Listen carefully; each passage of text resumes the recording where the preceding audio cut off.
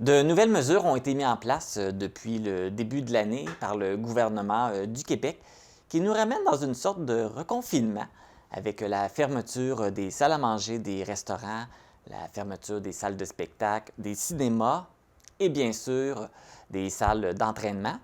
Donc justement, on va parler de ça parce que là, les gens n'ont plus accès à un gymnase. Donc, mais c'est quand même important de continuer à se tenir en forme et faire des exercices. Alors, je discute avec la copropriétaire du gym Art Fitness, Mme Jackie Castonguay. Bonjour, Mme Castonguay. Allô, ça va bien? Oui, ça va bien. Encore une fermeture à subir, Oui. c'est pas évident, hein? Oui, non, c'est pas évident, c'est la 4e fois, donc, mais on veut pas dire ça, mais on commence à être un peu habitué. Puis on s'y attendait un peu cette fois-ci.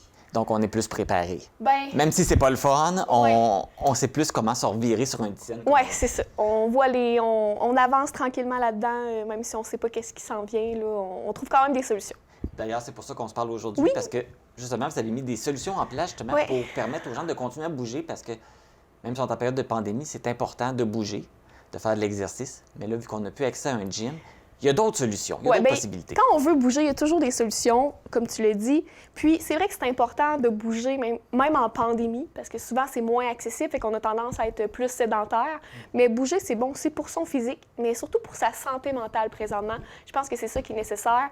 Le fait qu'on voit moins de personnes, de pouvoir bouger à l'extérieur, de pouvoir bouger, exemple, en Zoom, en ligne, de voir des gens, d'avoir des discussions, de rire avec des gens aussi, ça permet, je pense, de garder un meilleur moral. Garder un côté social. Oui. Justement, là, vous nous en parlez, là. Qu'est-ce qui se prépare là, de votre côté là, pour justement là, permettre aux gens de continuer à bouger et de socialiser en même temps? Oui, bien, comme présentement, on a fait un groupe privé Bouger en confinement. C'est des gens qui se sont inscrits, qui ont un horaire, qui ont des vidéos, en fait, à chaque semaine que moi j'ai fait, qu'ils peuvent faire à la maison. On a des entraînements Zoom. Donc, je suis avec eux, tout le monde est ensemble, on bouge en même temps, on a bien du fun. On a aussi des entraînements extérieurs sur l'heure du midi pour essayer d'aller chercher un peu plus l'horaire de tout le monde parce qu'il y en a qui continuent quand même à travailler même si on est confiné. Donc, sur l'heure du midi, le mardi. Il y a le lundi aussi un cours de retraité active au parc, dehors. Fait qu'on a affronté le froid comme ce midi, mais on a eu vraiment du fun puis ça... Mais il semble que ça redonne un regain d'énergie puis de motivation de voir des gens qui ont le goût de bouger aussi, là. En tout cas, pour moi, ça aide puis je pense que ça les aide aussi. On fait aussi beaucoup de cours dehors, exemple, là, initiation ski de fond qu'on a fait avec le Mont-Climont. Il devrait y avoir une autre activité aussi d'initiation au ski de fond, je parle vite, mais à cause abscale. Donc, on essaie vraiment de collaborer aussi avec les organisations autour pour faire bouger les gens. C'est pas juste de faire bouger les gens au gym, mais vraiment toute la population. Oui, parce que là, on peut faire les activités dehors. Ça, c'est pas interdit. Donc, on Non, en profite. on a le droit. On va exploiter cet Oui. aspect-là. Juste pour revenir avec les exercices Zoom que tu parlais, Oui. comment ça fonctionne? Est-ce que les gens doivent s'inscrire au préalable? Oui, dans le fond, les gens doivent s'inscrire avec nous, puis on leur envoie le lien. Puis, ils peuvent vraiment le faire. Là, on a différentes plages horaires. Là, présentement, on a juste le lundi, 4h30 et 6h. Fait que les gens vont vraiment dans notre application Flip. Ils s'inscrivent. Fait que nous, on sait qui va être là. Fait que ça permet de construire l'entraînement Zoom aussi en fonction du nombre de personnes. Fait que ça permet aussi d'avoir que l'horaire soit malléable pour les gens. Fait que s'ils ne peuvent pas à 4h30, bien, ils peuvent à 6h. Puis on va en rajouter au fil des semaines, là, tout dépendamment de ce que le gouvernement va annoncer. Si on est pour être fermé 3 mois, bien, on va réajuster la stratégie aussi, là. Même si c'est par Zoom, est-ce que les places sont limitées? Par Zoom, présentement, on a fait un maximum de 20 places parce qu'on trouve ça important aussi d'avoir un lien de proximité avec les gens, de pouvoir leur parler, de voir comment ils vont aussi. On n'est pas juste là pour donner un entraînement, on est aussi là pour prendre soin d'eux moralement puis de voir, des fois, de détecter des choses si ça ne fonctionne pas bien, mais on peut les référer aussi à d'autres personnes.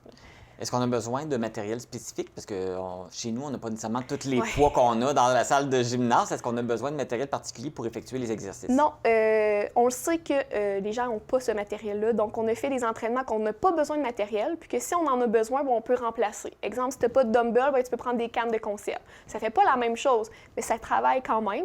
Puis, on offre aussi la location d'équipement là, pour ceux qui veulent vraiment faire un programme plus personnalisé à la maison. Fait que ça, les gens ont pu venir en profiter aussi. Fait qu'ils peuvent le faire.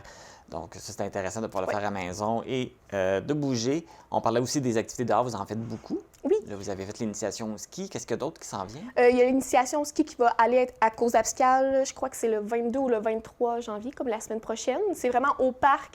Eux, ils louent des équipements, ça va être gratuit. C'est vraiment pour s'initier. Il n'y a pas de cours en tant que tel, mais vraiment pour en faire une première fois.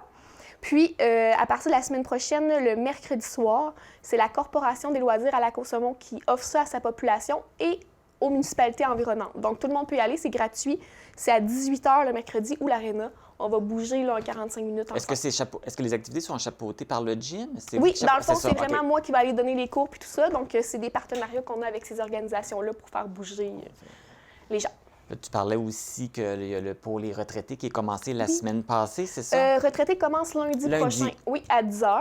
Les gens, ça, ils nous écrivent, mais c'est vraiment ouvert à tous. Donc, si jamais tu t'es pas inscrit, tu peux quand même venir à 10h, mais on préfère que les gens, on sache d'avance là, pour se prévoir parce qu'on ne peut pas dépasser 25 personnes pour l'instant. Mais c'est ça, ça commence la semaine prochaine.